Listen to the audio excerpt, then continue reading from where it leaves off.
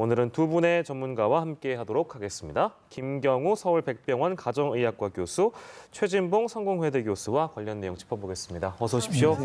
예, 걱정됩니다. 우리 국내 5대 그 대형 병원 중에 하나인 삼성서울병원. 지금 총 4명이 양성 판정을 받은 상황인데 국내 5대 대형 병원 의료진이 감염된 건 사실상 이번이 처음인 것이죠? 그렇습니다. 지금 말씀하신 것처럼 국내 5대 대형 병원 중에 의료진이 감염된 게 처음이고요. 의료진이 감염된다는 건 상당히 위험성이 높다고 볼 수 있겠죠. 지금 현재 파악된 것만 해도 277명, 그러니까 환자 15명, 의료진 262명이 접촉 가능성이 있는 분으로 분류가 됐고 이분들에 대한 검사가 지금 진행되고 있고요. 이 중에 160명은 음성으로 나왔고 나머지 분들은 결과를 기다리고 있는 상황입니다. 다행이라는 생각, 160명이 음성으로 나온 건 다행이지만 그럼에도 불구하고 병원이 뚫리게 되면 상당히 위험할 수 있고 또 병원은 중증 환자라든지 아니면 기저질환이 있는 분들이 입원해 있잖아요.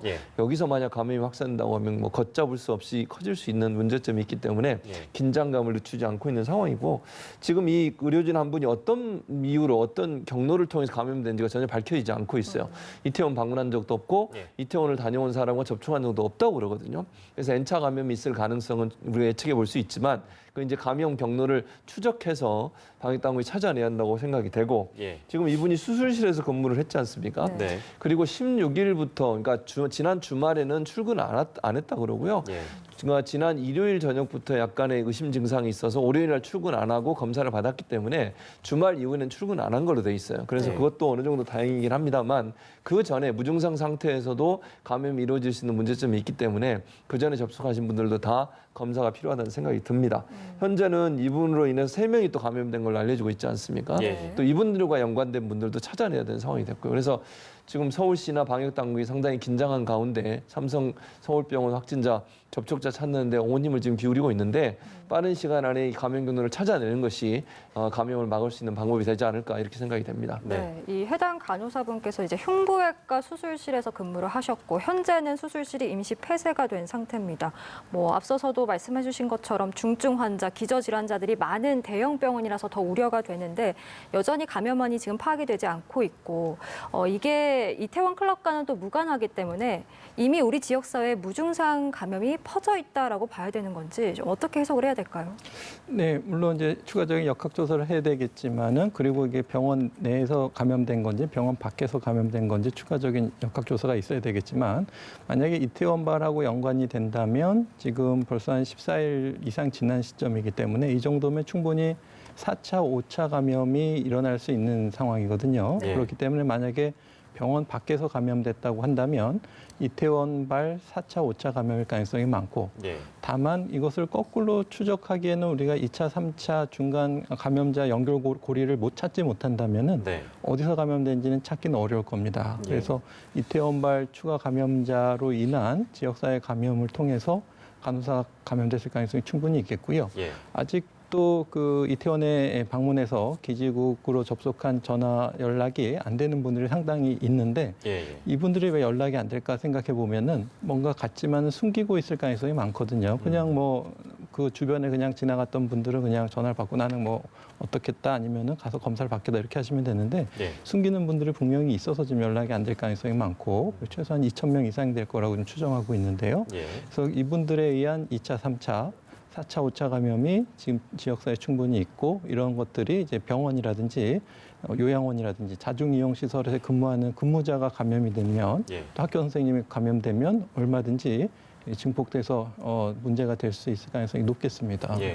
아까 그 브리핑에서 나왔던 질문 중에 하나인데요. 그러니까 이제 그 간호사 선생님들 이번에 감염되신 분들 같은 경우에는 수술실 에서 일을 하시던 분들이기 때문에 지금 당장 수술실은 임시 폐쇄가 됐습니다만 흉부외과라고 저희가 들었습니다. 그러니까 수술실에서 혹시나 누군가한테 감염을 시키거나 수술받는 환자에게 또한 감염을 시킨다든지 뭐 그런 거에 대한 우려를 좀 부식시킬 만한 그런 어떤 장치가 기존에 우리가 좀 마련돼 있는지도 궁금하긴 하네요. 아무래도 전문가시니까요. 어떻게 봐야 될까요? 어느 정도 좀 장치가 마련돼 있었을 거라고 저희가 볼 수 있겠습니까? 네, 그렇게 볼 수 있을 것 같습니다. 특히 이제 병원은 표준 감염 수칙을 지키기 때문에 모든 환자에 대해서 꼭 코로나뿐만 아니라 다른 감염증에 대해서 충분히 감염주의 조치를 하고 있고 예. 그래서 병원에서 특히 수술실은 마스크를 항상 착용하고 옷도 수술복을 입고 또 예. 머리에 쓰는 것도 다 하기 때문에 감염 관리 철저하게 하고 예. 또 이제 수술 상황에 따라서는 이게 비말 감염인데 보통은 환자분들이 이제 전신 마취를 하게 되면은 이제 다른 호흡 기구를 통해서 호흡을 하시기 때문에 일단 의료진과 환자와의 직접 접촉에 의한 감염 가능성은 아직은 그렇게 높지는 않아 보이는데 예. 다만 이제 동료 의료진 간호사들끼리 있을 때는 뭐 같이 뭐 식사를 한다든지 뭐 음료수를 마신다든지 마스크를 벗는 상황이 동료들끼리 있을 수가 있거든요. 그래서 동료 간의 감염은 있을 수가 있었을 것 같고요. 예. 그다음에 수술실 간호사는 병동 간호사나 중환자실 간호사와 달리 직접 환자를 예. 보지는 않기 때문에 일단은 어느 정도 충분히 표준 감염 수칙을 지켰다면은 그리고 초기에 발견됐다면은 환자분들에게 감염됐을 가능성은 아직까지는 좀 적을 것으로 기대를 해봅니다. 예, 좀 걱정되는 부분이 있다면 일부 보도를 따르자면 물론 아까 저희 말씀드린 대로 이 관련된 수술실 같은 경우는 임시 폐쇄가 되기도 했고 실제 이렇게 수술실이 폐쇄되면 기존에 잡혀있던 수술 일정이나 이런 것들도 당연히 지연되고 밀리는 게 당연하지 않겠습니까? 그건 뭐 예상할 수 있는 수준이기도 하고요. 삼성 서울병원 같은 경우에는 저희가 메르스 사태 때 또 생각을 해보면 그때는 통째로 봉쇄가 됐습니다만 일단은 지금 이 수술실 폐쇄 사례만 놓고 보면 당연히 다른 어떤 의료 공백이나 수술 어떤 지연이나 이런 문제점들은 충분히 예상 가능한 일인 것 같습니다. 당연히 그럴 수밖에 없죠. 그래서 사실은 생활치료센터라는 걸 만든 거 아니겠습니까? 예. 우리가 생활치료센터를 만들었던 이유 중에 하나가 병원이나 아니면 의료진들에게 감염되는 걸 막기 위해서 그런 거예요. 또 이렇게 예를 들면 확산세가 커질 땐 켜질 경우에 병원이 어려움에 처하게 되고 그렇게 되면 기존에 질병을 갖고 있으니까 코로나19 관련 외에 다른 질병을 갖고 계신 분들이 치료할 수 있는 타이밍을 놓칠 수 있는 위험성이 있는 거거든요.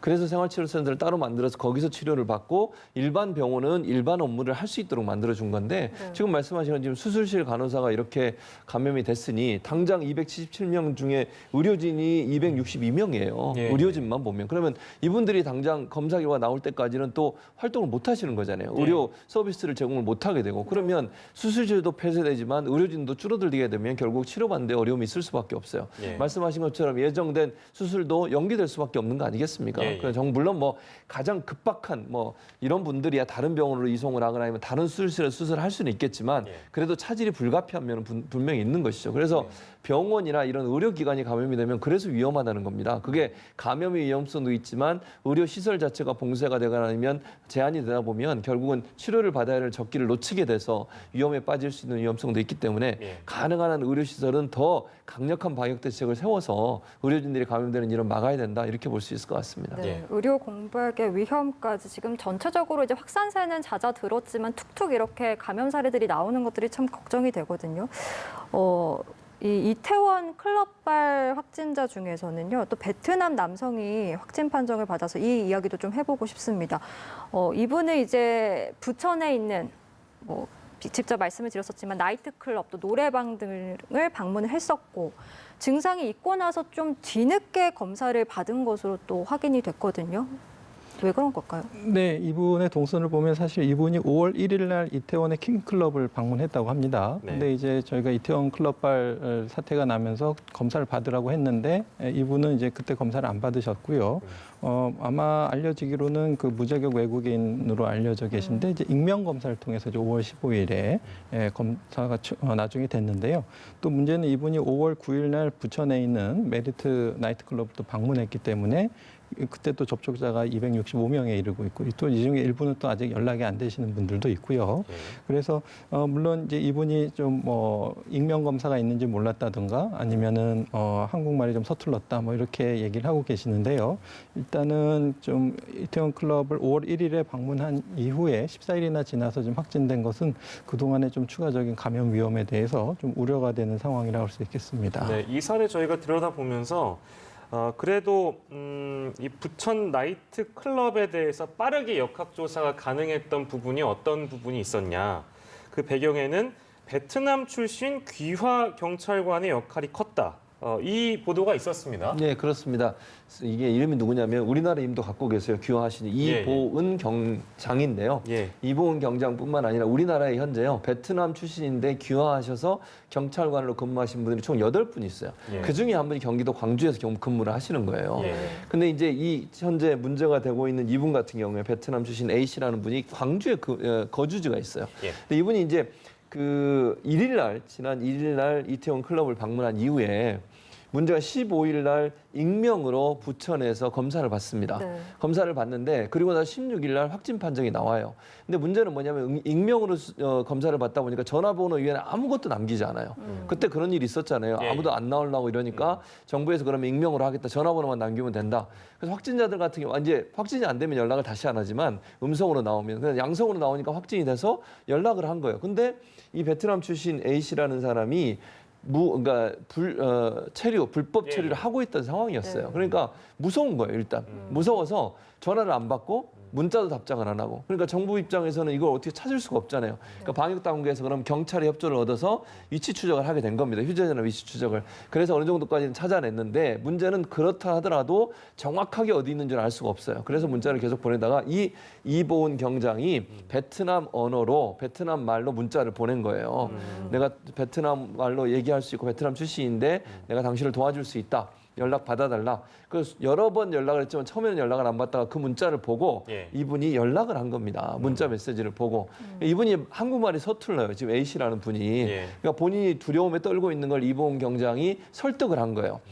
절대로 불법 체류자를 하더라도 이번 사건 때문에 추방하지 않는다. 예. 안심을 시키고 나를 좀 만나게 해달라. 그래서 위치를 알게 된 거예요. 그리고 그 집에 방역 담당자와 함께 가서 이분을 이제 격리해서 입원도 시켰고요. 예. 그리고 나서 이분을 도와줬다 이런 얘기를 해요. 그러니까 결국 불법 체류자 남성이 계속 숨을 수밖에 없었던 상황인데 이 베트남 출신 귀화 경찰관 이보은 경장이 왜 베트남 말로 설득도 하고 감정적으로 그분도 좀 위로해주고 이러면서 이분들을 찾아냈고 또 이분이 예. 어디를 다녀왔는지 누구를 만났는지 다 찾아내는 그런 성과가 있었습니다. 그래서 이런 베트남 출신 귀화 경찰관들의 도움 때문에 결국은 이 더 확산될 수 있는 걸 막았다 이렇게 볼 수 있겠죠. 네, 비교적 다행이다라는 생각이 드는데 그럼에도 불구하고 이 베트남 확진자분께서 주로 대중교통을 이용하셨고 또 숙박시설에서 동료들과 함께 거주를 했다고 하더라고요. 그러니까 싱가포르 사례처럼 혹여나 이게 외국인 노동자의 어떤 집단 감염으로 이제 퍼지는 게 아닌가라는 우려도 되거든요.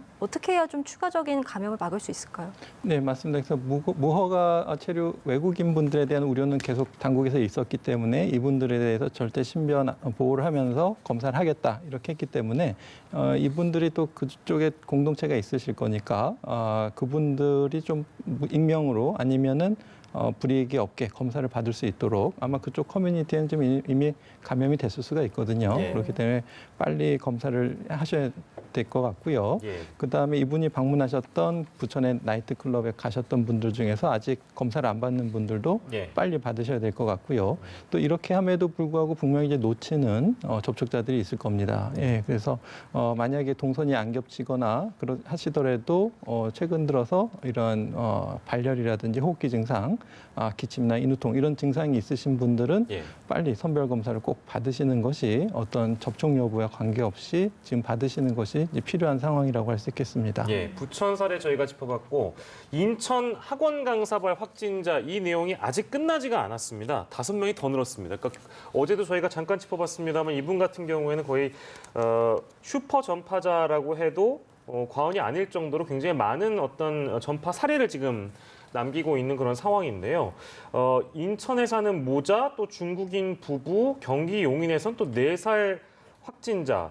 이게 현재까지 지금 나온 게 감염 경로가 파악된 게 좀 있습니까? 어떻습니까? 우선은 이 택시 기사는 지난 4일 오후 5시쯤에 말씀하신 그 학원 강사를 택시에 태웠다고 하고요. 그다음에 이분은 이제 16일 날 인후통 증상을 보여서 이제 17일 날 보건소에서 검사를 받으신 걸로 되어 있고요. 예. 이분의 부인 역시 감염이 된 것으로 보도가 되고 있고요. 예. 말씀하신 용인시 사세 남아 같은 경우에도 이 택시 기사의 손자라고 합니다. 아, 네. 기사님의 손자분이시네. 예, 그래서 가족이 이제 감염이 된 것으로 알려져 있고요. 예, 예. 이제 나머지 감염자에 대해서는 아직은 동선 공개가 안 되고 있는데 예. 그 오늘 이제 아마 지금 오늘 어제 0시 자료에는 포함이 안 되어 있는 예. 5명 확진자 데이터가 되겠고 아마 내일쯤 예. 반영이 될 것 같은데요. 그래서 추가적인 역학조사가 나와야 되겠지만 주로 이제 친밀한 가족이라든지 예. 또 같이 만났던 가까운 뭐 식사를 같이 했다든지 그런 가까운 접촉자로 좀 추정이 됩니다. 예. 그래서 물론 이제 택시를 그 같이 이용했던 분들에 대한 추적 조사도 필요하겠지만은 아직 예. 택시를 그 같이 탔던 그 기사가 운전하는 택시를 탔던 손님 중에서는 아직은 확진자가 나오지는 않고 있지만 예. 그래도 좀 추적을 통해서 혹시 이제 택시 승객 중에서 예. 감염자가 있는지도 좀 살펴봐야 할 것 같습니다. 5, 6차 감염이 또 나올 수도 있는 그렇습니다. 우려를 미연에 좀 방지하기 위해서 여러 가지 경로를 저희가 좀 더 기다려봐야 될 것 같고요. 네. 네. 그리고 또 인기 아이돌 그룹 소속 가수들이요.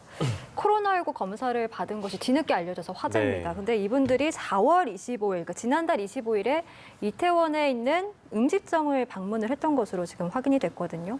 뭐 연예인들은 음식점도 못 가냐, 너무 엄격하다라는 뭐 의견도 있지만 이게 사회적 거리두기 기간에 공인으로서 어쨌든 정부 지침을 제대로 지키지 않은 것은 질타받아 마땅하다. 뭐 여러 가지 의견들이 있습니다. 뭐 저도 그렇게 생각해요. 그러니까 가신 분들이 지금 보면 방탄소년단 정국 씨, 아스트로의 차은우, NCT의 재현, 그리고 세븐틴의 민규 이렇게 4명이 뭐 1997년생들 모임이 있대요. 아이돌 그룹 중에 97 모임이라고. 예, 예. 그 모임에서 아마 25일 저녁부터 26일 새벽까지 아마 이태원을 방문한 것 같은데 예, 예. 공인이라고 그러잖아요. 그러니까 물론 공인이라는 게 뭐 공직자만 공인이 아니라 이런 예. 사회적으로 사람들의 관심을 많이 받는 인기 스타들도 공인으로 분류가 됩니다. 예. 그래서 일정 부분 사생활이 공개되는 것도 인정되는 거예요. 그게 공인의 역할이거든요. 예. 이 공인이라 할 수 있는 분들이 어쨌든 그 사회적 거리두기 기간에 다중이용시설에 가는 것은 바람직하지 않습니다. 왜냐하면 모범을 보여야 되는 거 아니에요. 이분을 좋아하는 팬들 같은 경우에는 이분들이 이런 행동을 보이면 본인들도 뭐 이제 괜찮은가 보다 이렇게 또 인식할 수 있는 문제가 있지 않겠습니까? 네. 그래서 본인들은 뭐 연예인들이 가면 안 되냐 이렇게 뭐 억울하게 생각할 수 있을지 모르겠지만 사회에서 이분들을 보는 관점이나 이분들에 대해서 좋은 감정이나 이미지를 갖고 있는 분들 같은 경우 특히 팬들 같은 경우에는요, 이분들의 행동 하나하나가 팬들의 영향을 미칠 수밖에 없어요. 그리고 기준이 될 수밖에 없고요. 그런 걸 생각한다 보면 조금 더 사회의 모범이라고 규범이 좋은 모습을 보여줄 수 있는 그런 모습을 보여줘야 되는데 이렇게 그 사회적 거리두기 기간이었습니다. 5월 6일 날 사실 생활 방역으로 넘어가는 거였잖아요. 네. 근데 예. 그 전이었는데 이렇게 함께 모여서 음식점 다니고 이렇게 하는 것은 바람직하지 않다. 그래서 다행히 이번에 이제 처음엔 또 논란이 됐던 게 뭐냐면 이게 어떻게 알려졌냐면 인터넷 커뮤니티에서 이태원 아이돌 목격담이 올라오기 시작했어요. 근데 처음에는 부인했어요. 적극적으로 인정을 안 했어요. 아, 진짜요? 네, 그러다가 이제 나중에 인정을 하게 되면서 또 논란이 됐어요, 사실은. 그러니까 네. 물론 이제 이분들 다 검사했고 음성으로 나왔습니다. 그래서 다행이라는 생각이 들지만 앞으로 이제 이런 연예인들이나 인기인들 같은 경우에는 행동을 조금 조심하셔야 된다. 그러니까 항상 모든 사람이 이분들을 쳐다보고 있잖아요. 네. 이러니까 이태원에 이런 그 아이돌 목격담이 올라오는 거 아니겠어요? 그래서 행동 하나하나가 사회에 정말 중요한 영향을 미친다는 점을 기억한다고 하면 예. 조금 더 주의할 필요가 있다 이런 생각이 듭니다. 네, 비롯해서 모든 스타 연예인분들이 좀 모범이 되어 주셨으면 좋겠어요. 많은 팬들이 또 바라보고 계시니까요. 저희가 등교 얘기를 좀 하고 오늘 이 시간은 마무리해야 될 것 같습니다. 한 5분 정도 남았네요. 고등학교 3학년 등교 개학 이제 내일입니다. 내일인데 어떤 점들이 좀 달라지는지 어제는 저희가 서울시 교육청 차원의 얘기를 짚어봤는데 오늘 교육부가 발표한 내용도 있고 해서요. 네. 구체적으로 어떤 점들이 좀 달라집니까? 기본적으로 가장 많이 달라지는 건 뭐냐면 고3 학생들은 매일 개학합니다. 네. 매일 등교 개학을 하고요. 나머지 학생들은 순차적으로 개학은 하지만 약간의 차이가 있습니다. 정확하게 나오진 않았지만 예를 들면 분반해서 하는 거예요. 또는 지금 오부제처럼 예. 학년별로 오부제를 하는 경우가 있을 수 있고요. 예. 또는 오전반, 오후반으로 나눠서 올 수도 있고요. 예. 또 주별로 예. 한 주는 1학년 예컨대 한 주는 2학년 이런 형식으로 그러니까 격주, 격일, 주 1회 이상 이런 방식의 여러 가지 그 모델들이 활용될 가능성이 있다는 생각이 들고요. 예. 이거는 학교의 상황과 형편에서 영향을 받을 걸로 봅니다. 네네. 학생 수가 많은 학교가 있을 수 있고 적은 학교가 있을 수 있는 거 아니겠어요? 네. 학생 수가 적어서 2m 이상 거리가 띄어지는 게 가능하다고 하면 매일 등교를 할 수 있겠지만 예. 그게 불가능할 경우에는 그거는 이제 순차적으로 일주일 격주 또는 뭐 주별로 또는 오부제 때 이렇게 인용이 가능할 것으로 보여지고 24시간 실시간 대응 체제를 세운다고 하는 것은 교육청이 24시간 모니터링하기 위해서 비상대책반을 운영하고 있고요. 그다음에 119 같은 경우도 혹시나 대비해서 학교 근처에 상시 대기하는 그런 체계를 만들어 놓고 있다고 하고 30명이 넘으면요. 분반이 반드시 해야 되고요. 네. 2m 이상 반드시 거리를 띄워야 되고요. 그리고 별도 급식도 지금 뭐 연합뉴스도 마찬가지지만 칸막이 다 만들어놨잖아요. 예. 밥 먹는데 그리고 네. 일렬로 한쪽 방향만 보고 밥을 먹게 돼 있습니다. 예. 근데 그렇게 학교도 그런 방식으로 식사를 하고요. 그리고 나서 하루에 3번씩 발을 체크합니다. 등교할 때, 예. 그리고 식사하기 전에, 그리고 마지막 나가기 전에 이 3번 등교할 때마다 또는 3번에 걸쳐서 발을 체크해서 문제가 발생하면 바로 원격 수업으로 진행한다. 이렇게 얘기가 되고 있기 때문에 전반적으로 방역 체계를 완전히 갖춘 상태에서 수업이 진행되고 될 수 있도록 하겠다라는 게 교육부의 방침입니다. 네, 예. 김 교수님께서는 교육부에서 추가로 발표한 이 내용들에 대해서는 좀 어떻게 보셨나요? 네, 한 가지 주의하실 때가 지금 절대로 그 감염 위험이 적기 때문에 등교하는 게 아니라는 걸 항상 명심해야 되겠습니다. 지금 어느 때보다 지역사회 감염 위험이 굉장히 높은 시기거든요. 그럼에도 지금 등교를 감행하는 거기 때문에 더 주의가 더 필요하다. 이것을 당부드리고 싶고요. 지금 지침에 이제 학생 간 거리 이제 강조되어 있는데 이제 네. 학생과 교사 간의 거리, 또 이제 교무실에서 어떤 교사 간의 거리 이것도 조금 한번 점검이 필요할 것 같은데요. 예. 특히 이제 선생님은 강의 수업을 하기 때문에 말을 많이 하시니까 예. 이 비말이 학생들에게 좀 닿지 않도록 충분한 거리를 띄우는 게 좋을 것 같고 예. 교무실은 간격이 좁진 않은지 봐야 될 것 같고 선생님이 강의를 하신다면 좀 작은 목소리로 하는 게 좀 덜 나오니까 또 뭐 마스크를 사용한다든지 예. 비말 차단은 어떻게 할 건지 좀 봐야 될 것 같고요. 학교마다 이제 밀집도가 다르고 시설 환경이 다르기 때문에 아마 각 시도교육청에서는 학교별로 특성에 맞게 지금 방역 지침을 하라고 내렸는데 예. 특히 이제 학생들이 이제 등하교하다 보면 등하굣길에 뭐 노래방이라든지 PC방이 있는데 학교만 집만 가시고 그런 다중 이용 시설은 학생들이 절대 이용하지 않도록 예. 잘 교육하는 것이 좋을 것 같고요. 네네. 그다음에 유증상자는 등교를 하지 않도록 되어 있는데 이제 거기 나이스 시스템에 체크되어 있는 항목 중에 해당하지 않는 증상이 조금 의심된다고 하더라도 예. 꼭 진료를 받고 혹시 코로나 가능성은 아닌지 또 다른 호흡기 바이러스에 의한 증상이라고 하더라도 3, 4일 정도는 집에 쉬어서 다른 호흡기 바이러스도 전염되면 열나고 기침나고 호흡기 증상이 생길 수가 있기 때문에 증상이 있는 학생들은 또 등교를 하지 않는 것이 좋겠습니다. 예. 유은혜 부총리가 오늘 밝힌 내용 잠깐 소개해드리고 마무리할 텐데요. 코로나19 상황은 언제 종식될지 알 수 없고 지금 김 교수님 말씀대로 지금 상황이 안전해서 그런 게 아니다. 그러니까 가을 대유행이 언급되는 상황에서 고3 학생들의 상급 학교 진학, 사회 직업 진출의 길을 무한정 유보할 수 없다는 차원에서 지금 이 등교가 이루어지고 있습니다. 시험대에 오른 상황인데요. 등교 잘 하는지 저희가 또 주시하도록 하고요. 오늘은 두 분의 말씀 여기서 정리하겠습니다. 김경우 서울백병원 가정의학과 교수, 최진봉 성공회대 교수와 이 시간 함께했습니다. 두 분 고맙습니다. 감사합니다.